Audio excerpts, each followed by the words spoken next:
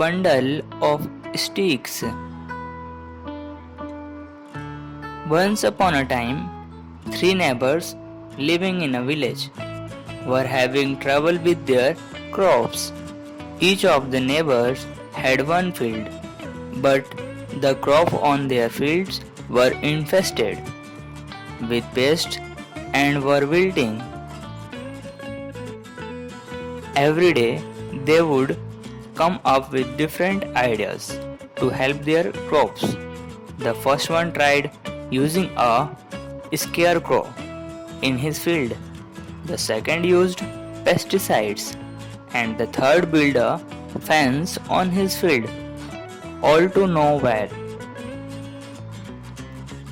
One day, the village head come by and called the three farmers. He gave them each a stick and asked them to break it. The farmer could break them easily. Then he gave them a bundle of three sticks and again asked them to break it. This time the farmers struggled to break the sticks.